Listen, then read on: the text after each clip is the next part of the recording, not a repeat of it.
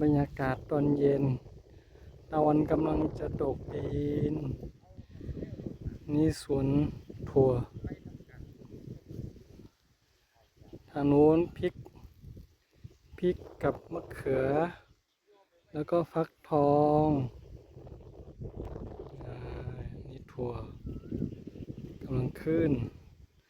แล้วมาตรงนี้ก็ข้าวโพดนี่กำลังรดน้ำกันอยู่กำลังรดน้ำข้าวโพดเพิ่งปลูกเมื่อวานตรงนี้ก็มะเขือกับถั่วอีกแล้วเก็บไม่ทันเลยปลูกเยอะเกินข้าวโพดนี่ข้าวโพดเรา